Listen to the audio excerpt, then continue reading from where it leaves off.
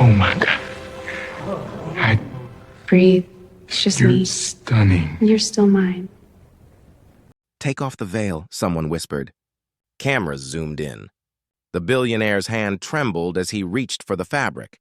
And when it fell, silence crushed the room. The woman they mocked as a nobody stood revealed, her gaze calm, her power undeniable. The guests froze. The groom's face drained of color. And then she spoke, words that turned the wedding into a war. "This isn't just a marriage," she said. "It's your reckoning. This is the story of the billionaire who married the black bride no one wanted, and learned too late who she truly was. Welcome, story lovers. Where are you watching from? Hit the like button and drop your city name in the comments so we can see how far our story travels. The day the billionaire married her, the sky itself seemed to hesitate. Cameras flashed, reporters whispered, and every eye in the Golden Hall turned toward the woman in white, a woman no one seemed to recognize. She wasn't a celebrity nor an heiress. Her name wasn't printed on glossy magazines or whispered at charity galas. To them, she was a nobody, a dark-skinned bride in a world that worshipped pale perfection. Elias Varn, the billionaire groom, had everything men envied: wealth, power, lineage, and the arrogance that came with it. He had built empires from nothing, crushed competitors without blinking.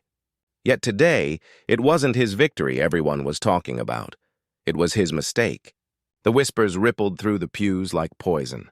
Why her? Who is she? Her face was hidden beneath a long white veil that glimmered in the light of the chandeliers. She walked with quiet grace, every step echoing against marble floors older than her name in this room.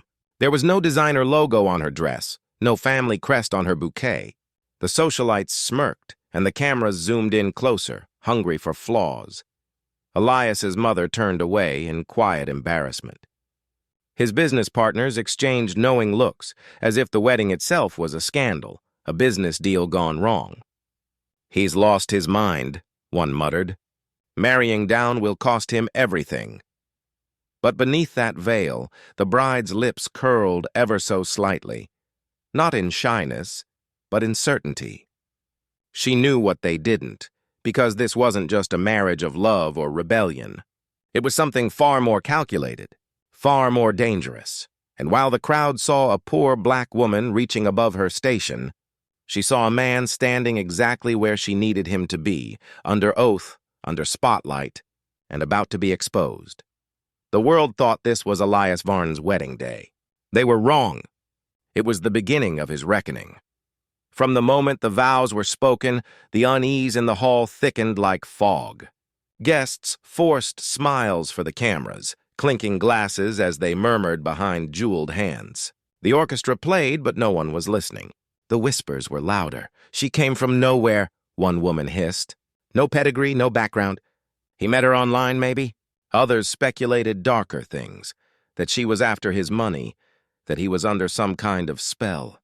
Every rumor painted her as a trespasser in a world that wasn't hers. The bride, Amara, stood beside Elias with quiet poise. Her skin glowed under the crystal lights, her dark curls falling in soft waves beneath the veil. She didn't speak much, and she didn't need to. The silence around her said enough. She wasn't welcome here.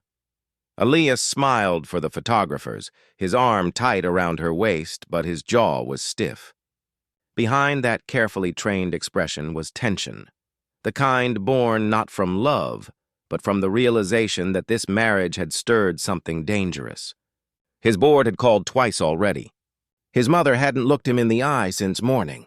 Every congratulatory toast carried a sting of mockery. Still, he kept his composure.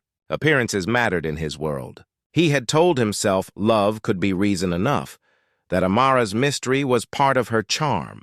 But now, standing in the middle of a crowd that doubted every move, he felt the cracks forming. Then came the first sign that things were far from ordinary. A man in a charcoal suit approached the table, not on the guest list, not one of Elias's employees. He bowed slightly before the bride. "Congratulations, Ms. Okafor," he said, with the kind of respect reserved for someone far above him. The way he spoke her name made Elias flinch. Miss Okafor. He had never heard her full name spoken like that before, as though it carried weight, history, power. The man slipped her a small black envelope before disappearing into the crowd. Amara placed it beneath her napkin without a word. When Elias asked what it was, she smiled faintly. "A reminder," she said. "That timing is everything." As the night went on, more small moments began to unfold.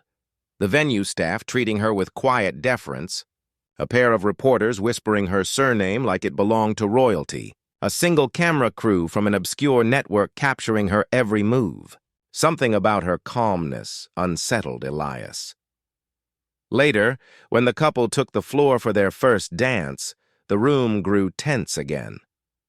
Her veil still hid her face. Every guest waited for the reveal, the unmasking of the unknown bride. The orchestra slowed, lights dimmed, and as they spun beneath the chandelier, Elias caught a glimpse of something in her eyes through the fabric. Not love, but purpose. He leaned closer, his voice a low whisper only she could hear. "Who are you really, Amara?" Her answer came in a breath. "You'll know soon enough." The music swelled. Cameras flashed. And in that moment, every soul in the room knew something monumental was about to happen. Something no one, not even the billionaire himself, could control. The moment came when the master of ceremonies called for the unveiling, the traditional lifting of the bride's veil. The hall fell silent, the hum of gossip cut short by anticipation. Every phone rose, every camera fixed on the couple. Elias smiled stiffly, his hand trembling slightly as he reached forward.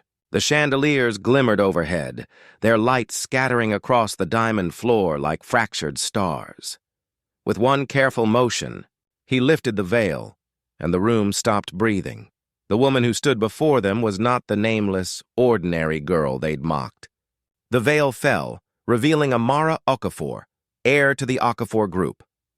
This rival global conglomerate had once nearly destroyed Elias's empire in a ruthless takeover battle. Her father, the late Chuka Okafor, had been a legend in boardrooms and a nightmare in negotiations. His company had gone quiet after his death, until now. Gasps rippled through the crowd. Elias froze, color draining from his face as realization struck. He wasn't the savior who lifted a poor woman into wealth. He was the man who had just married into the bloodline of his most significant competitor. Amara turned to face the stunned guests, her expression calm, commanding. "This union," she said softly, "wasn't just love. It was a legacy." Then, looking into Elias's eyes, she added, "Now, let's discuss your takeover." The hall erupted, cameras flashing, voices shouting, chaos unfolding around her. But Amara didn't flinch. For the first time, the billionaire wasn't in control. "Dear audience, where are you watching from? Drop your city name in the comments!" The chaos that followed was unlike anything the tabloids had ever seen. Within hours, the wedding that had begun as a spectacle of scandal became a global headline. "Billionaire marries the heir of his rival." Reporters swarmed the gates. Investors panicked, and Elias's empire trembled under the weight of revelation. Amara, however, walked out of that hall untouched, poised, radiant, and utterly in control. The woman they had mocked as a nobody now stood as the rightful successor of a dynasty built on brilliance, strategy, and resilience. Her marriage hadn't been a fairy tale. It was a masterstroke. Behind closed doors, Elias confronted her. "Was this revenge?" he demanded. But Amara only smiled. "No," she said, "it's restoration. My father built an empire that men like you tried to erase. I'm simply taking back what was ours." In the days that followed, her name became synonymous with power reclaimed. She refused interviews, declined magazine covers, and instead announced a merger, one that made her an equal partner in the Varn's legacy. The same society that had whispered against her now praised her brilliance. Yet beyond the headlines, the story carried something deeper. It wasn't just about wealth or strategy. It was about perception. How the world sees a black woman and decides what she can or cannot be. Because sometimes the most dangerous thing you can do to power is challenge what it believes. Thanks for watching. Subscribe for more powerful stories that make you think.